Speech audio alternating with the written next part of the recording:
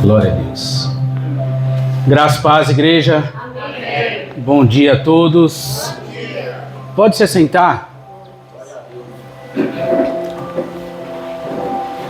Porque o que eu vou fazer aqui, deixar vocês em pé agora de manhã, seria um pouco cruel.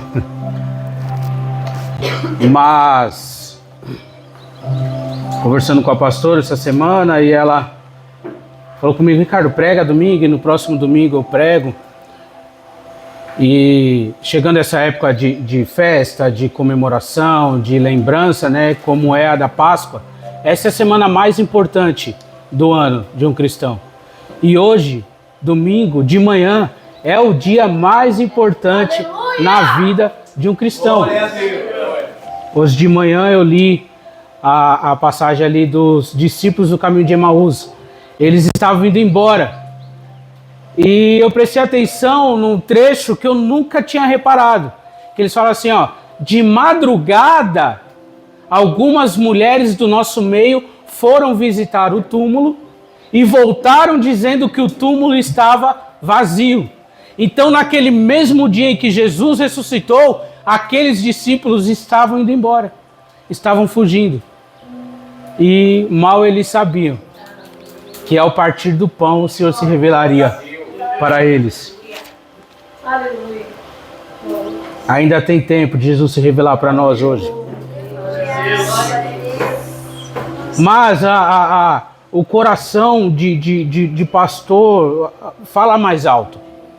E eu tenho uma mensagem que eu estou estudando há um tempo, já ministrei essa mensagem em outros lugares, mas é uma mensagem que eu estou trazendo já há um tempo para a minha vida pessoal, algo que eu estou estudando para mim, para minha edificação própria. E quando a pastora falou assim: Ricardo, você prega domingo? Eu falei: prego. O ano passado eu preguei na Páscoa, no ano retrasado eu preguei na Páscoa, e todos os temas temáticos falando exatamente ali da Páscoa, mas hoje eu vou precisar mudar o tema. Não vou sair do tema da Páscoa, mas nós precisamos aprofundar esse assunto, amém? Tiago, livro de Tiago, carta de Tiago, abre comigo. Carta de Tiago. Na sexta-feira nós estávamos aqui montando uma parte da decoração, e enquanto a gente estava aqui, eu, Rogério, Camila, Monique, passou aqui uma procissão da Igreja Católica. E foi engraçado que a Eloá colocou um lenço assim na cabeça e falou: olha, eu sou Maria, mãe de Jesus. E na hora que ela falou, apareceu uma criança fantasiada não, né? Mas com a bata ali, com a roupa ali. Eu falei: olha lá a procissão, vai para lá agora. Na hora que ela falou. E a gente viu eles passando ali, todo mundo muito bem vestido, muito bem organizado. Tinha uma picape assim, com um moço tocando violão na picape. E eles fazendo ali a oração deles, o ritual deles.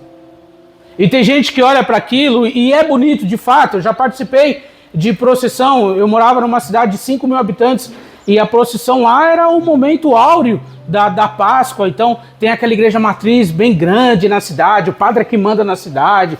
Então todo mundo da cidade participa, até os crentes evangélicos participam da procissão. Por quê? O teatro é muito bonito, é tudo muito bem organizado, tudo muito bem feito. Mas a pergunta que fica é: será que a fé que eles professam com esse movimento é verdadeira?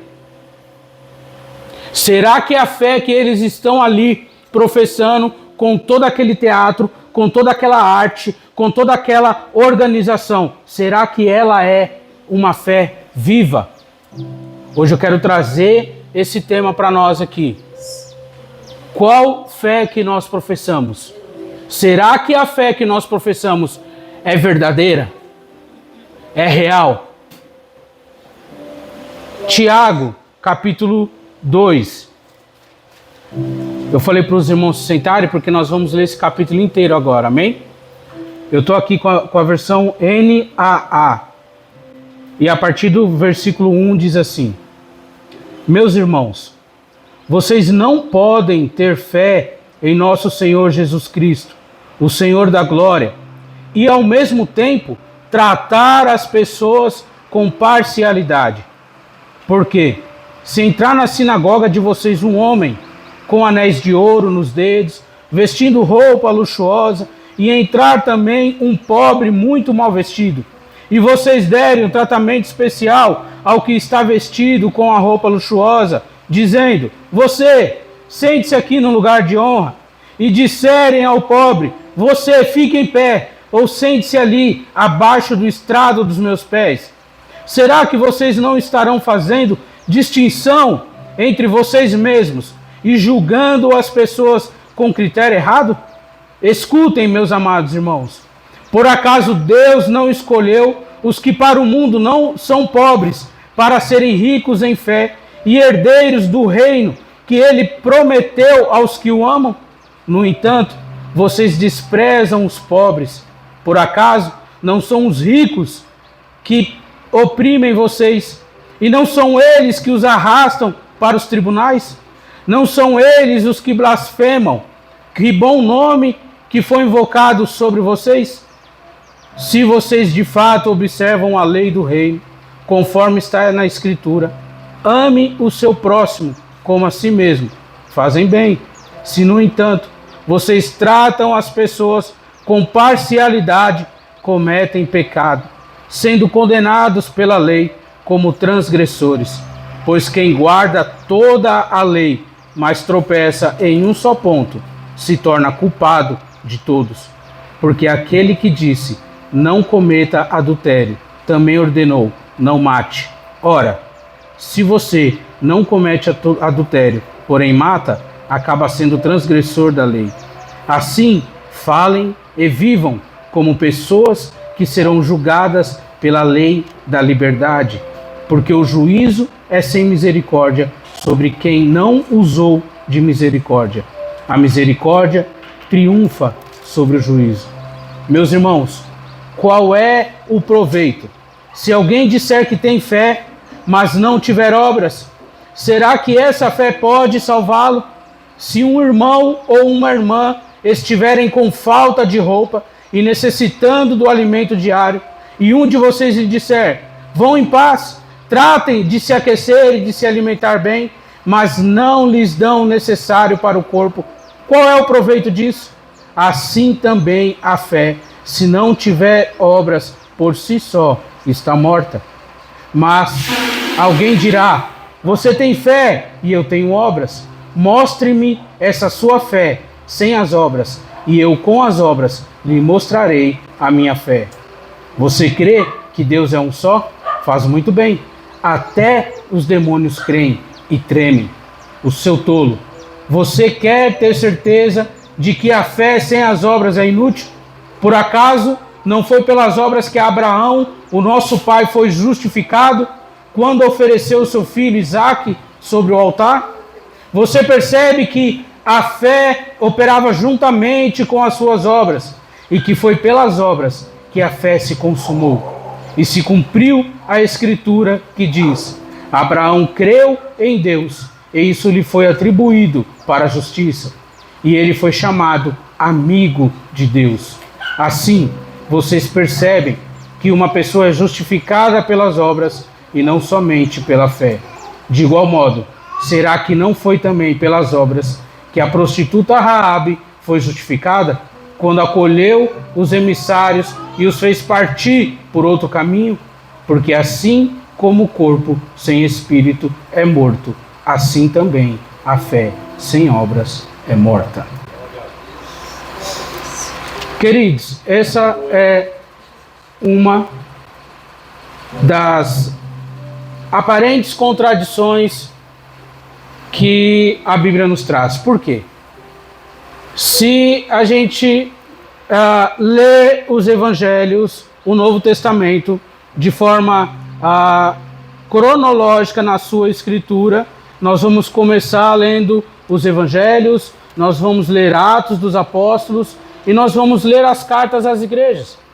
E assim como o nosso irmão Elison leu aqui, nós vamos ler Romanos, nós vamos ler Coríntios, nós vamos ler Hebreus, nós vamos ler a cartas que outras pessoas escreveram e nós vamos chegar em Tiago. Mas até chegar em Tiago, nós vamos ver que as afirmações sobre a fé, é que nós não podemos ser salvos a não ser que seja pela fé. Que nós não podemos fazer nada por nossa salvação, pela nossa salvação. Porque é necessário somente ter fé para que nós venhamos a ser salvos. Então o que eu faço, o quem eu sou, o que eu tenho, não traz nada a favor da minha salvação, a não ser naquilo ou em quem eu creio. Então a salvação é somente pela fé, e isso é um fato. E aí quando o Tiago começa a escrever, logo no primeiro capítulo, no capítulo 1, no verso 2 de Tiago, ele fala assim, ó: meus irmãos, tenham por motivo de grande alegria o fato de passarem por várias provações, sabendo que a provação da fé que vocês têm produz perseverança. Então ele está falando aqui que a obra da nossa fé, ou seja, pela fé, eu seguro as atribulações que eu estou passando. Pela fé, por causa da fé, eu aguento as tribulações, as provações que eu estou passando. Tiago está falando assim, pela fé, alegre-se, porque pela sua fé você está sofrendo o que você está sofrendo. É um paradoxo para o mundo, porque o sofrimento, ele é contrário à alegria. E aí Tiago está falando assim, ó, alegre-se pelo sofrimento, por causa da sua fé. Ou seja, o seu sofrimento, por causa da sua fé, está aperfeiçoando a sua alegria. Glória a Deus. E aí, imagine o quão glorioso vai ser no dia que essa alegria ser por completa. O quão glorioso será no dia que nós encontrarmos o nosso Senhor e essa alegria ser completa. Imagine o dia que nós nos encontrarmos com Ele e na nossa memória não tiver mais os dias de tribulação, de provação, de sofrimento, de dor, e no nosso coração e na nossa boca sair só cânticos de alegria, e de aleluia, e de glória, e de alegria, e de aleluia, e de glória. Seremos como os nossos filhos, se alegrando em todo momento.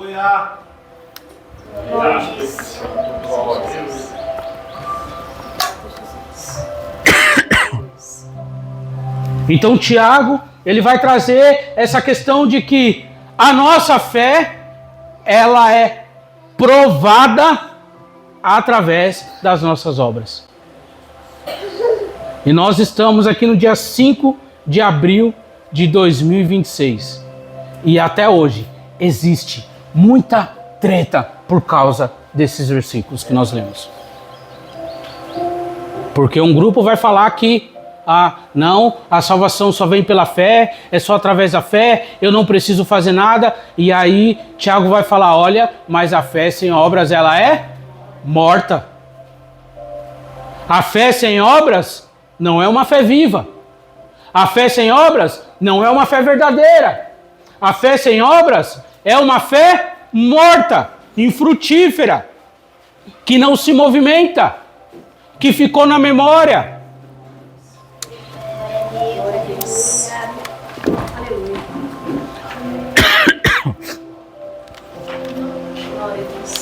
E aqui eu quero tratar sobre 4 tipos de fé.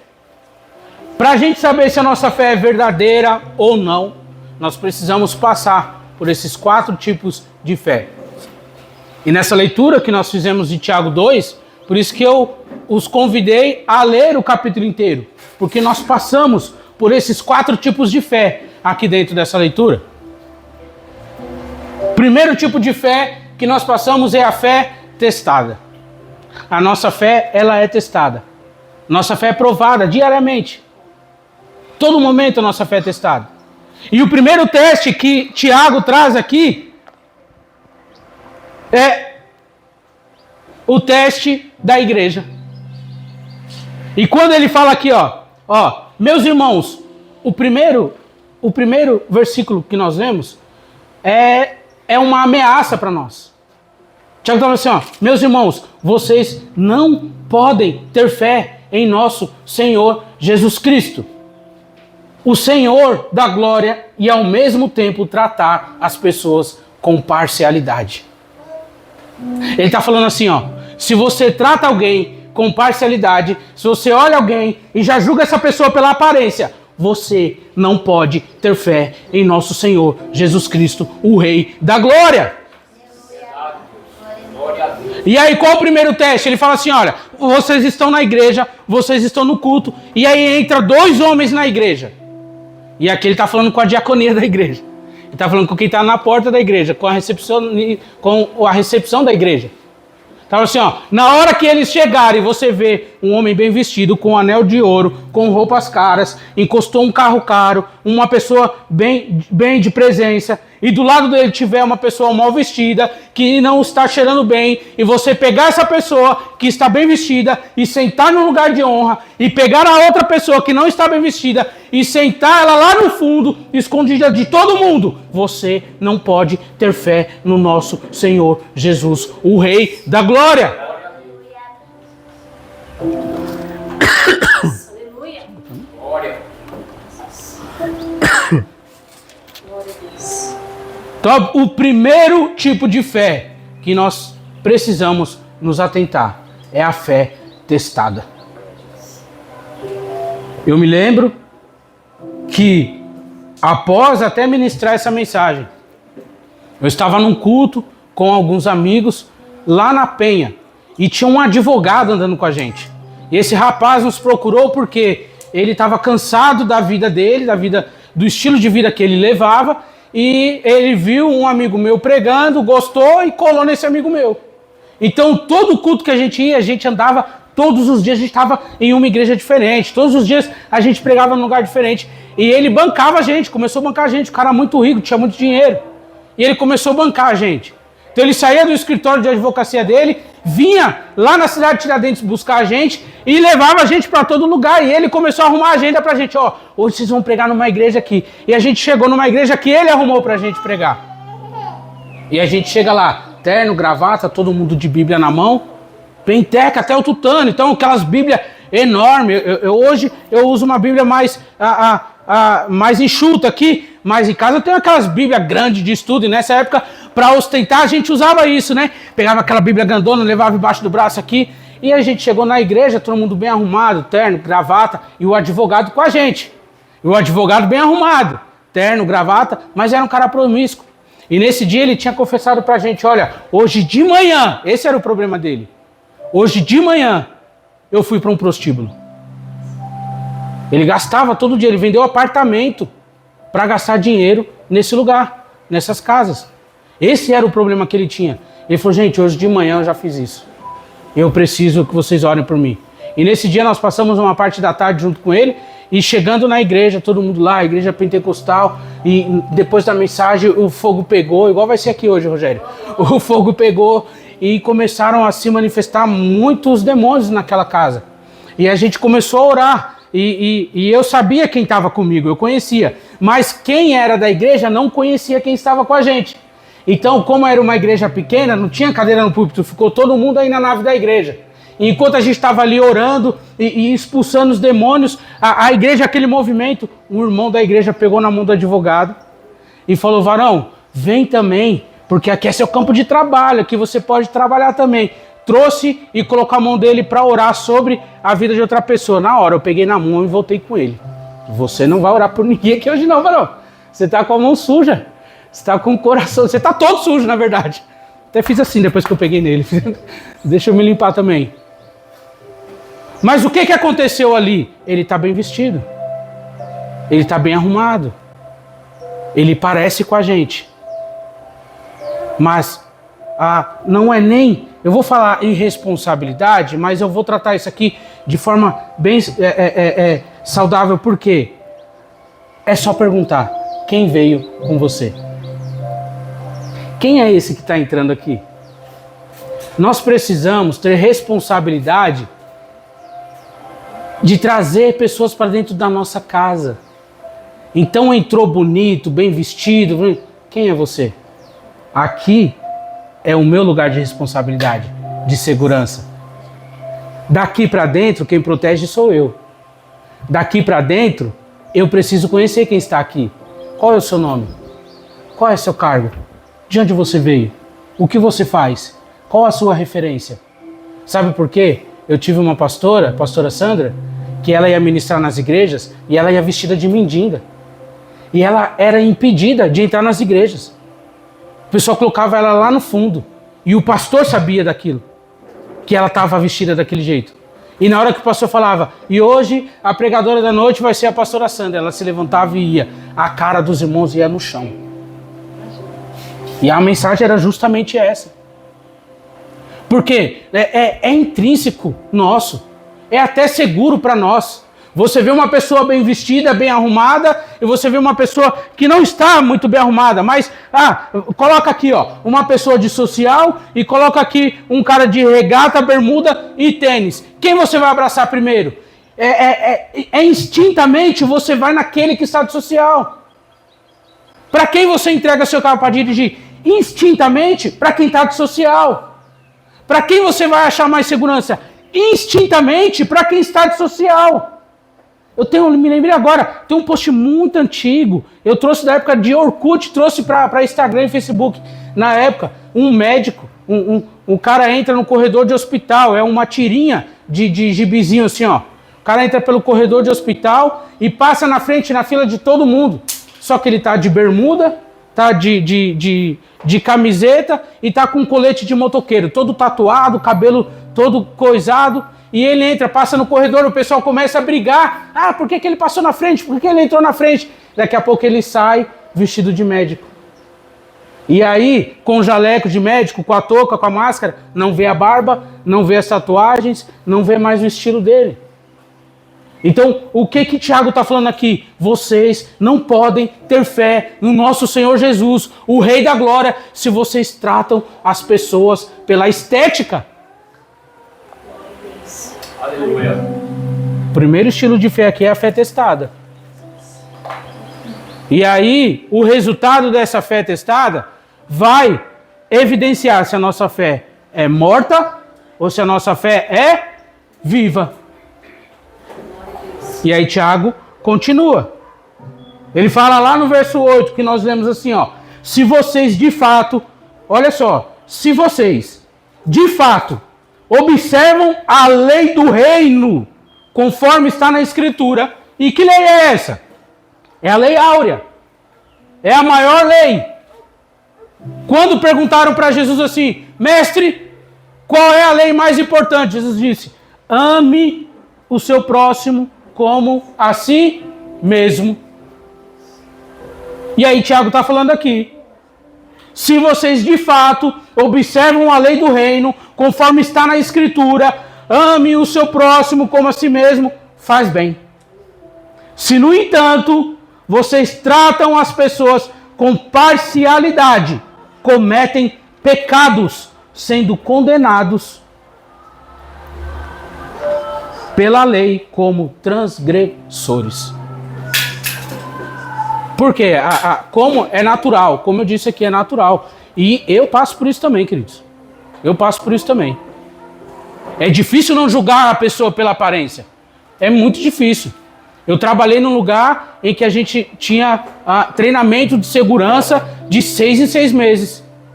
E eu precisava, sim, julgar pela aparência das pessoas. Eu precisava, sim, julgar quem estava entrando e saindo pelas vestes das pessoas. Por quê? O comportamento das pessoas. Eu trabalhava no aeroporto de Guarulhos. E ali tem lugar que, se você passar da linha, você está cometendo um crime. E você precisa ser detido. Se você ultrapassar, aqui tem uma linha. Se você ultrapassar aquela linha, você é detido. Então nós precisávamos julgar as pessoas pela aparência mesmo. Por quê? Muito, saiu até no jornal essa semana. Um homem, ele paga a passagem dele, olha isso. Nós pegamos ele lá dentro já umas 3 vezes. Eu peguei ele lá dentro. Ele pagava a passagem, ele embarcava, e lá dentro da área de embarque, ele ficava de 2 a 3 dias. Lá dentro. Lá tem onde comer, tem onde dormir, tem banheiro, tem como tomar banho. Dentro da área de embarque, você está numa área alfandegária. Então, quem manda lá é a federal. A polícia militar não entra, a segurança do aeroporto não entra. Então quem trata lá é a Polícia Federal, é o órgão federal. E ele lá dentro ficava pedindo dinheiro. Nós pegamos esse cara com 14 mil reais em dinheiro lá dentro. Uma vez. Nós pegamos eles com mais de 3 vezes. E saiu semana passada no jornal que ele já entrou lá mais de 20 vezes. E vai falar que ele está errado? O cara está bem vestido. Ele vai na companhia, ele compra a passagem e ele embarca, ele não está errado. Mas chega lá dentro, ele enganava as pessoas. Olha, o meu voo foi cancelado, eu cheguei atrasado e falta 200 reais para me completar minha passagem. As pessoas davam 500 para ele. Quantas vezes eu vi gente indo no caixa eletrônico tirar 200 reais e dar para os pedintes? No aeroporto é assim. E aí o pedinte não está mal arrumado. O pedinte que está lá, ele não está fedendo, não está mal vestido. E nós precisávamos olhar para todo mundo que estava lá e falar, calma aí, esse cara já foi e voltou 3 vezes, tem alguma coisa. E a gente seguiu o cara. E eu era da manutenção, eu não era nem da segurança. Mas lá todo mundo é segurança, todo mundo recebe esse treinamento. E todo mundo tem a voz ativa e autoridade para deter alguém. Então é intrínseco nosso. Quando eu vejo uma pessoa bem vestida, bem arrumada, que fala bem, a minha psique já vai se sentir segura em ouvir aquela pessoa. Mas eu não sei do caráter dela. De quem é ela de verdade. O que ela faz para ganhar a vida. Então eu preciso ser responsável. Dar um passo atrás e perguntar quem é você? De onde você veio? De onde vens? Quem lembra dessa situação? De onde vens, Satanás? Porque isso é responsável. Quem nós estamos trazendo para dentro da nossa casa? Quem nós estamos trazendo para dentro da nossa igreja? Quem nós estamos trazendo para dentro da nossa rede de confiança? Quem nós estamos trazendo para dentro dos nossos corações? Uma fé morta e pecaminosa vai julgar as pessoas pela aparência. E isso pode nos matar lá na frente. E aí Tiago continua. Então o primeiro tipo de fé é a fé testada. Segundo tipo de fé, que é esse teste, vai nos levar se a nossa fé é viva ou se a nossa fé é morta. Então, se eu não amo o próximo como a mim mesmo, a minha fé é morta. Se a minha fé não condiz com as minhas atitudes, a minha fé é morta. Se eu não estou caminhando, agindo, falando conforme o que eu professo, a minha fé é uma fé morta. E nós não podemos mergulhar nisso, nós precisamos fugir disso. Nós precisamos arrumar uma rede de escape disso. Como que eu faço isso, pastor? Pedindo ajuda, vivendo em comunhão. Ontem uma vizinha nossa veio ministrar aqui para as crianças. E quando eu fui levar ela embora, ela falou, irmão, eu fico encantada como que o pessoal ajuda. Porque evento de criança é assim, né? Os pais vêm, deixam as crianças e vão embora. Não, aqui ficou todo mundo. Todo mundo ficou, todo mundo dançou, todo mundo pulou, todo mundo curtiu. E ela foi embora falando isso. E eu falei, mãe, qual igreja que você congrega? E ela congrega numa igreja, queridos, enorme. Ela congrega numa AD Madureira, enorme, aqui em frente ao Hospital do Pimentas. E aí a gente pode colocar a nossa igreja do lado da igreja dela e falar assim, não, essa igreja aqui é melhor, mas tem irmão de lá, vindo aqui passando 2 horas com a gente e falando, eu estou encantado com essa igreja aqui. Porque é um sinal de que o que nós estamos vivendo, fazendo e falando condiz com aquilo que nós cremos. Então, pedir ajuda, pedir auxílio, pedir socorro, queridos, é uma virtude. Irmão, eu não estou conseguindo entender a forma que eu estou vivendo. Pede ajuda. Eu te ajudo. Eu não sei te ajudar. Vamos reunir 2, 3, 4. Chama o pastor Luiz, chama o pastor Davi, chama o Rogério, chama o Elison, chama a Lu, chama a Monique, chama a Camila, chama a Janaína, chama quem você conhece. Mas pede ajuda. Não passe por isso sozinho. Uma das virtudes da fé é isso. É viver em comunhão. É viver em contato uns com os outros. Glória a Deus. Quase entrei em outro tema aqui, mas amém. No verso 14, Tiago continua E ele fala assim: meus irmãos, qual é o proveito se alguém disser que tem fé, mas não tiver obras? E aqui está a encrenca. É nesse versículo aqui, por causa desse versículo aqui, que a carta de Tiago quase não entra no cânon sagrado da Bíblia. Até o ano 400 da nossa era, a igreja vivia através das escrituras do Antigo Testamento, algumas escrituras, algumas igrejas em alguns lugares tinham um pouco, algumas igrejas em alguns lugares tinham um pouco do Novo Testamento, e eles foram unindo todas essas cartas. Então, pega aqui o Pentateuco, pega os livros proféticos, pega os livros históricos, e vamos estudando isso aqui, e esses livros foram lá para a igreja da Ásia, e lá na igreja da Ásia eles tinham as cartas de Paulo, a carta dos apóstolos, e eles foram unindo, foram juntando, e aí o Espírito Santo foi conduzindo e fechou o cano sagrado. Mas há 500 anos atrás, Martinho Lutero, na Reforma Protestante, ele falou: esse livro não pode estar aqui, porque a salvação é somente pela fé. E se nós não podemos fazer nada para alcançar a nossa salvação, por que ele está falando que a nossa fé precisa ter obras? E aí começou a encrenca, começou a briga, começou a treta. Por quê? Não, mas ele fala outras coisas importantes, sim, mas ele fala outras coisas importantes, mas isso aqui não condiz. Só que Tiago explica o que ele está falando. E se a gente continuar a leitura, ele vai falar assim, ó: será que essa fé pode salvá-lo? Se um irmão ou uma irmã estiverem com falta de roupa e necessitando do alimento diário, e um de vocês lhe disser: vão em paz, tratem de se aquecer e de se alimentar bem, mas não lhe dão o necessário para o corpo, qual é o proveito disso? Assim também a fé, se não tiver obras, por si só é morta. Queridos, imagine você saindo para evangelizar na rua. E aí eu vou contar algo engraçado aqui. Foi na última quarta-feira que eu ministrei? Não me lembro. Não, foi na quarta-feira semana passada, né? E eu falei sobre isso aqui. A gente tinha um trabalho na ponte ali da Dutra, aquela ponte estaiada.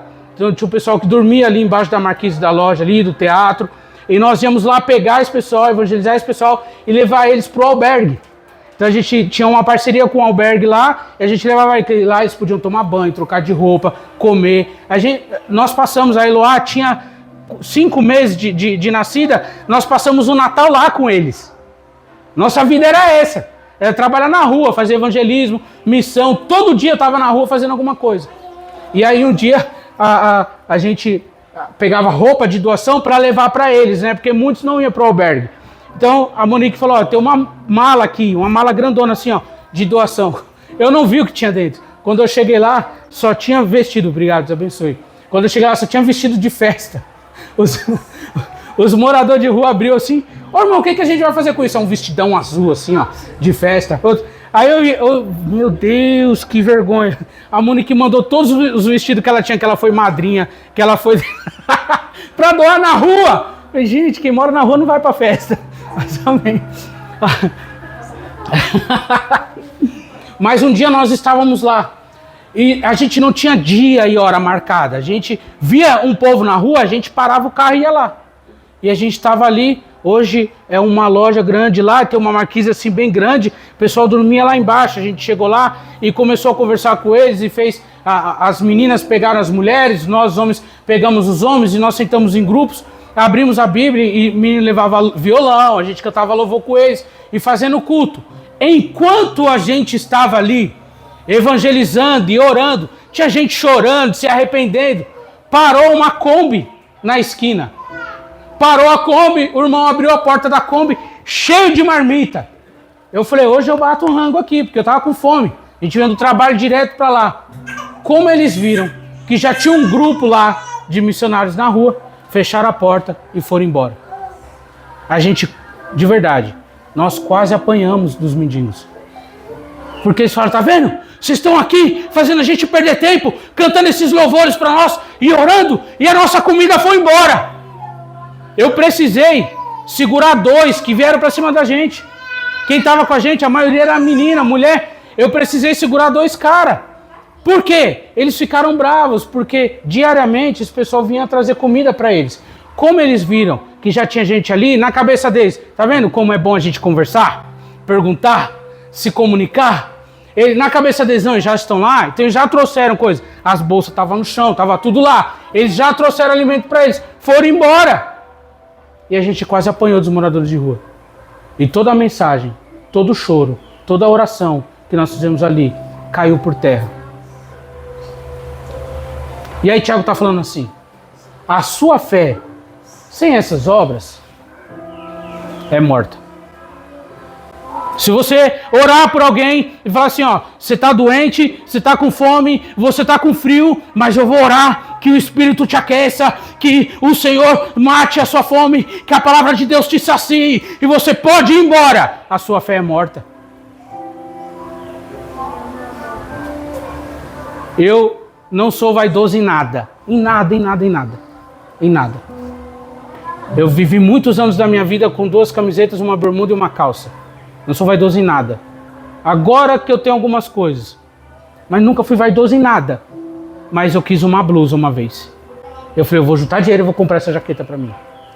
E juntei dinheiro e comprei aquela jaqueta pra mim. E um dia, saindo de um culto lá no Bom Retiro, isso já era meia-noite. O carro cheio de gente, tinha um Fiat Uno, um Milifire, 2 portas. Cara, não tinha nada, mas andava 10 negros lá dentro do carro. A gente andava, eu rodei 200 mil quilômetros com carro em 5 anos.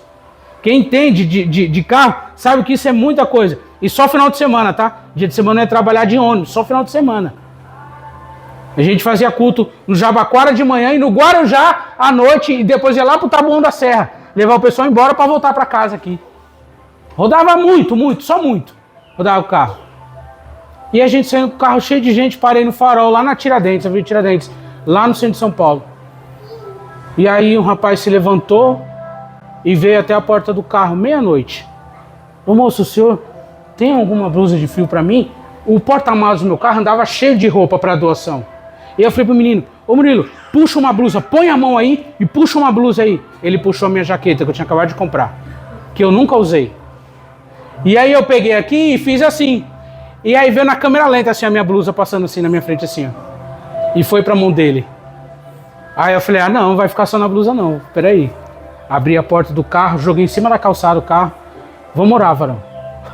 Ele levou minha melhor blusa que eu tinha, que era o meu sonho, que eu nunca usei, agora você vai receber mais. E enquanto eu orava por ele, o Senhor me revelou algo sobre a vida dele. E eu falei pra ele, você tá fugindo da sua casa? Ele falou, eu tô.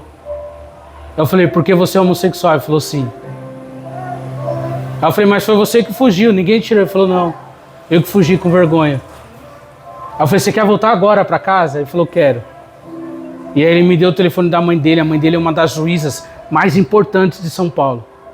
O cara cheio da grana, porque tinha desejos homossexuais, estava envergonhado e fugiu de casa. E nós ligamos para a mãe dele, mandamos mensagem, passamos o endereço, ele acabou indo para a casa dele e nós fomos embora. E naquele dia o Senhor falou comigo, não é só uma blusa, não é só uma jaqueta.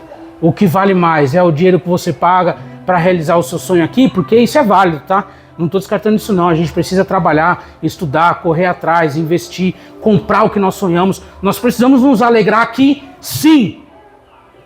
Mas existe algo transcendente, muito maior, que vai trazer uma satisfação que nós não vamos alcançar nunca com os bens aqui da terra, que é estar com Ele para toda a eternidade. Então, por isso que Tiago está falando, se você ora e se você manda ele embora só com a oração, a sua fé é morta. Tiago está falando assim, ó, você curou ele de uma enfermidade, você expulsou os demônios dele, mas ele foi embora com frio, a sua fé é morta. Não, eu dei blusa para ele, eu alimentei, eu dei uma cesta básica para ele, eu paguei o aluguel dele, mas eu não falei do amor de Jesus para ele. A sua fé é morta.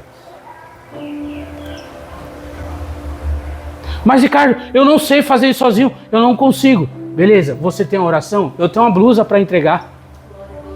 Você tem a cesta básica, eu sei orar. É por isso que eu falo, nunca faça nada sozinho. Nunca queira fazer nada sozinho. Nunca ande sozinho. Eu falei que ia fugir do tempo por causa... A placa da igreja está gritando para mim aqui, ó, enquanto eu estou falando isso. Porque o tema união, queridos, ninguém vive o reino de Deus sozinho. Ninguém caminha sozinho no reino de Deus. Pelo menos, hoje de manhã eu estava lembrando disso. Eu estava colocando piso no apartamento de um cara lá no centro da cidade e ele chegou em mim dentro do quartinho assim e falou assim: você sabia que nós não estamos sozinhos aqui? Aí eu, pum! Como assim, moço? Aí ele falou: ó, eu tô aqui, você tá aí na minha frente e tem mais uma multidão aí atrás de você. Eu falei: negativo, velho. Negativo. Tá você aí, eu tô aqui, o Espírito Santo tá do meu lado, assim, ó. Aí ele fez assim, ó, pra trás. Falou: você é crente? Eu falei: sou. Falei: então vem cá, tirar umas dúvidas minhas. Ele abriu a Bíblia dele. O cara do grau 30 da maçonaria. Ele pegou no piano dele lá. Eu parei meu serviço que eu tava fazendo, a massa secou no chão, tive um maior trabalho depois disso aí. Mas ele sentou no piano dele e falou assim: ó, enquanto eu tô tocando aqui, a minha mãe tá do meu lado com as mãos sobre as minhas. E eu falei: não é sua mãe não, doido. Olha pra cara dela. Eu falei: deixa eu orar pra você. Não precisa orar não. Eu já sei tudo isso aí de cor. Eu falei: não, oração não é nada de cor não. Ele: não, eu sei o Pai Nosso, sei. Sabia mesmo, a Bíblia, ele falava as passagens. Ele me deu uma surra de Bíblia. Mas quem estava do meu lado era maior do que quem estava com ele. E ele falava uma coisa sem conexão nenhuma. Falava, citava um versículo decorado. E o Espírito Santo vinha e dava uma revelação. Ele... Enfim, esse homem saiu da maçonaria. Nós ficamos 2 horas lá botando um contra o outro. Peguei o contato dele. Na época não tinha esse negócio de WhatsApp, Facebook. Era aquele celular analógico assim ainda. Nós conversávamos por SMS. E ele saiu da maçonaria. Não sei como ele está hoje. Mas, queridos, o evangelho é vivo. Uma fé viva vai levar as pessoas para a verdadeira vida. Para a verdadeira obra que Jesus fez. Lembra que eu falei aqui no início? Os discípulos estavam fugindo da ordem que Jesus deu. Fiquem em Jerusalém. Eles estavam fugindo no domingo à tarde. E aí à noite eles entram em casa. E eles receberam a revelação de que... Eles falam assim, ó, vamos entrar em casa, pousa com a gente, porque já está escurecendo, está ficando tarde. Jesus entra com eles, ora, some dali, eles recebem a revelação de quem Jesus é. E naquele mesmo momento, eles voltam todo aquele caminho para Jerusalém. Eles esqueceram da escuridão, eles se esqueceram do perigo, eles se esqueceram de tudo. O que estava vivo neles agora? A fé de que Jesus era ressurreto, estava vivo. E eles precisavam contar aquilo para alguém. Esse é o teste de fé que nós precisamos passar. Eu não vou passar do tempo, tá? Mas continuando aqui, no verso 18, Tiago diz assim, ó: mas alguém dirá, você tem fé e eu tenho obras. Mostre-me a sua fé sem as obras e eu com as obras lhe mostrarei a minha fé. Então isso aqui fecha essa questão de fé e obra. Não, a salvação é somente pela fé. Mas agora que eu sou salvo, como que eu vivo? Qual é o meu testemunho? As minhas atitudes, elas vão dizer se eu sou salvo de verdade ou não. Para mim, porque não precisa provar para ninguém. Vai dizer para mim, vai falar para mim. Precisa confirmar para mim. Eu preciso acordar tendo a certeza que eu sou salvo. Fazendo esse teste de fé. Eu não preciso provar para ninguém. Preciso falar para minha esposa, olha, me trate com respeito porque eu sou salvo hoje, hein? Não, não é assim. Essa prova de fé é para mim. Então se eu vejo alguém necessitado, ou nem necessidade não, porque tem muita gente que está muito bem financeiramente, que está muito bem estruturalmente, mas a vida espiritual está um carrasco. E essas pessoas precisam também da nossa ajuda. E o que elas precisam ver em nós? Olha, a fé dele é tão viva que ele não precisa do que eu tenho. Glória a Deus. Aleluia. Sou eu que preciso do que ele tem. Aleluia. E aí, queridos, vem todo mundo pro teu lado. Imagina isso. Foi igual eu falei desse advogado que andava com a gente. O cara tinha muito dinheiro. O pai dele, na época, era um dos advogados, o único que assinava para liberar fundo de garantia preso. Então o pessoal pagava fortunas para eles. Eles chegavam na gente e falavam assim, hoje eu ganhei 50 mil reais. Era desse naipe. Nesse nível, cara. A gente andando na Vila Prudente falava, ó, naquele prédio ali eu tenho 3 apartamentos, ali eu tenho 5, ali eu tenho 8. Era nesse naipe. Mas ele tinha algo, não tinha algo que a gente tinha. Que era uma vida fervorosa no Espírito. E aí Tiago continua assim, ó, no verso 19. Você crê em Deus? Ele pergunta, você crê em Deus? Por quê? A discussão é, olha, eu tenho obras e você tem fé. Me mostre a tua fé, que eu te mostro as minhas obras. Então, olha aqui, ó, tudo que eu tenho, tudo que eu construí, que é a fé, através da fé. Aí você só tem fé, mas você não evangeliza ninguém. Você só tem fé, mas você não ora por ninguém. Você só tem fé, mas você não abre a sua Bíblia para um devocional. Você só tem fé, mas faz quanto tempo que você não chora na presença do Senhor? Você só tem fé, mas a sua vida não foi transformada ainda. Você só tem fé, mas você só fica preso nas suas dores, tristezas e blasfêmias. Ele está falando, olha a minha fé através das obras. E aí, para selar essa discussão, ele vai falar de outro tipo de fé. E ele fala assim, você crê que Deus é um só? E aí, queridos, na teologia tem muita briga sobre isso. Mas na nossa vida simples do dia a dia, sim, eu creio que Deus é um só. E aí ele continua e fala assim, vocês fazem muito bem. Porque os demônios também creem. Só que a diferença dos demônios para nós é que eles tremem na base quando eles ouvem o nome de Deus. Crer em Deus não é suficiente. E aqui, se a gente aprofundar esse assunto só nesse versículo, tem gente que crê em Deus e tá tudo bem, tá legal. Tem gente que lê a palavra e entende e tá tudo bem, tá muito legal. Tem gente que até treme na presença de Deus e tá muito bem, tá legal. Mas ele não obedece os mandamentos do Senhor. E o terceiro tipo de fé que eu quero falar aqui é de uma fé demoníaca. Que crê, que sente, mas que não obedece. A fé morta é aquele que não obedece, que vive em pecado, que peca. E uma fé demoníaca, ele crê, ele treme, mas ele não obedece. Porque o demônio crê. O demônio treme. Quando Jesus chegava na frente de um demônio, o demônio logo se manifestava e gritava, o que tens comigo, ó Filho do Deus Altíssimo? Vieste me atormentar antes do meu tempo? Eles já sabem qual é o destino deles.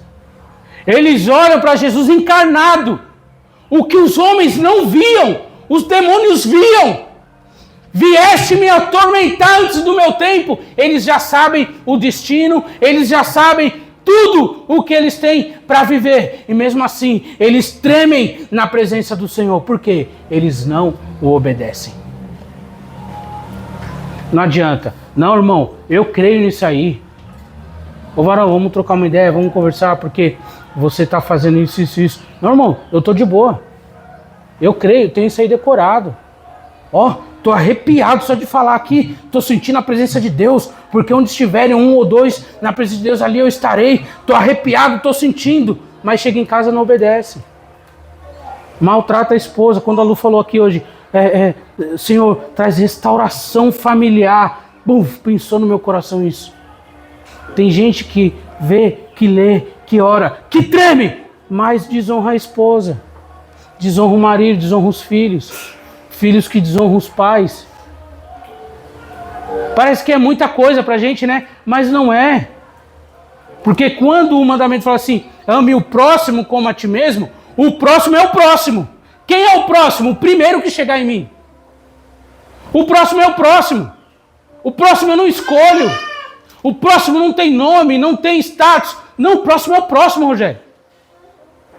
Quem aparecer na minha frente é o próximo. Opa, abracei, é o próximo. Esse aqui, o que eu tenho que fazer? Qual a minha missão? Eu preciso amá-lo. Preciso amá-lo.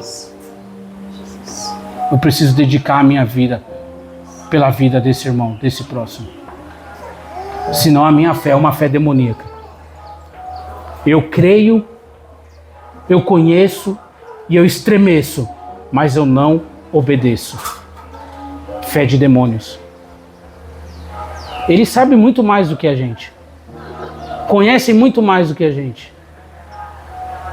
A palavra fala que ninguém pode ver a face de Deus e permanecer vivo. Os demônios viram. Eles viviam no mesmo ambiente. Eles conhecem a história melhor do que a gente. Ei, eles conhecem o futuro da nossa história. A primeira fé é fé testada. A fé testada, os testes de fé, vai dizer se a nossa fé é viva ou se a nossa fé é morta. Outro tipo de fé aqui, fé demoníaca. Fé de demônios, que crê, que treme, mas não obedece. Mas tem um quarto tipo de fé. E no verso 21, Tiago diz assim: por acaso não foi pelas obras que Abraão, o nosso pai, foi justificado quando ofereceu seu filho Isaque sobre o altar? E aqui Tiago traz a leitura bíblica, a história bíblica. Ele traz o que está nos anais históricos do seu povo. E ele diz: oi, lembra de Abraão? Como que Abraão provou a fé? Quando Deus pede o único filho, o filho primogênito para Abraão, Abraão entende, Abraão nem discute. Abraão pega o seu filho Isaque, pega os seus servos e vai em direção ao sacrifício. Quando ele chega no pé do monte, ele fala para os servos: vocês fiquem aqui, porque eu vou subir com o menino para sacrificar. E no caminho, enquanto eles subiam um monte, Isaque, ligeiro, esperto, entendido, ele fala assim: ô pai, calma aí, nós vamos lá sacrificar. A lenha está aqui, o fogo está aqui, mas cadê o cordeiro? E Abraão: Deus proverá. E subindo lá, ele amarra Isaque. E aí vamos conjecturar que Isaque tinha ali seus 15 anos, com uma força física de alguém que vive no campo, com um homem de mais de 100 anos. Quem tinha mais habilidade para fugir? Isaque. Mas Abraão amarra Isaque, monta o fogareiro, amarra Isaque ali no fogareiro, pega a faca e Isaque caladinho, como uma ovelha muda. E quando Abraão vai pôr a faca em Isaque, o anjo brada. E aí essa história, essa obra que Abraão fez, a atitude de Abraão. Abraão vivia pela fé, sim ou não? Obedeceu pela fé, sim ou não? Essa atitude de Abraão, a obra que ele fez, foi lhe imputado como justiça. E hoje nós estamos falando dele por quê? Porque ele agiu pela fé. Então o que eu entrego, o que eu faço, a minha obediência, essa é a obra da fé. Não é o quanto eu construí, não. É o quanto eu edifiquei. Não é o quanto eu tenho, não. É o quanto eu sou.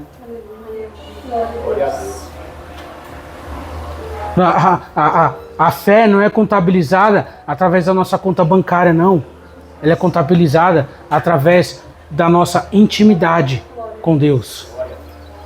Da forma que nós vivemos com Ele. Do nosso contato com Ele.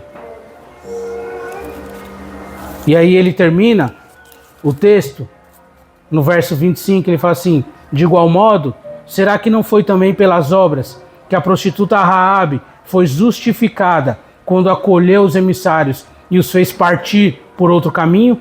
Porque assim como o corpo sem espírito é morto, assim também a fé sem obras é morta. Nós temos a presciência de julgar as pessoas pela aparência. Como eu disse, isso é normal. Isso traz até segurança para nós. Mas como cristãos e espirituais, nós precisamos pedir esse discernimento do Espírito. Porque é só através disso que nós vamos fazer a coisa certa. E nós só alcançamos esse discernimento através da intimidade com Ele. De novo, não é o quanto eu sei fazer, o quanto eu leio. Não, é intimidade. Um casal não pode sair falando por aí da intimidade que ele tem dentro de casa. Mas nós sabemos que é um casal bem íntimo através de como ele se comporta no meio da multidão. Através da conversa. Você não vai sair falando o que você faz dentro de casa, não. Mas tudo o que faz, estão juntos. Estão sempre sorrindo. Estão sempre alegres um com o outro. Têm os mesmos planos. Estão correndo atrás juntos. Só através dessa atitude nós já sabemos. Então, eu não quero saber do tipo que você ora, o quanto você ora. Não, mas nós vemos a sua atitude aqui. E nós já sabemos que você tem intimidade com Deus. E se não consegue, por favor, peça ajuda. Por favor, viva uma vida de igreja. Raabe, uma prostituta que estava no terreno do inimigo, teve fé. Quando os espias chegaram na casa dela, ela fala: vocês são do povo, desse povo aí, que Deus está vencendo as batalhas. Ela já sabia da história. Ela já conhecia a história. E aí aqueles homens, ao invés de julgá-la, eles falam assim: se você nos ajudar, nós prometemos com a nossa vida que nós vamos te ajudar também. E a família daquela mulher foi salva. E ela entra na cronologia histórica de Jesus. Aleluia. Uma ação de fé te coloca na história. Quantos homens de fé nós conhecemos que já partiram, mas nós continuamos caminhando sobre os seus passos, honrando a memória deles, honrando a vida deles. E nós temos essa responsabilidade também. E algumas dessas responsabilidades estão sentadas aqui, estão nos nossos colos. Os nossos filhos precisam caminhar sobre os nossos passos de fé, de intimidade e de comunhão. Então, para saber se nós temos uma fé viva ou morta, nós precisamos nos atentar a isso, passar nesses testes. Não, só tremer na presença do Senhor, só me arrepiar na presença do Senhor, só não é o suficiente, queridos. Não é. A nossa fé, ela conta uma história. A nossa fé está escrevendo a nossa história. Amém? Fique de pé, vamos orar.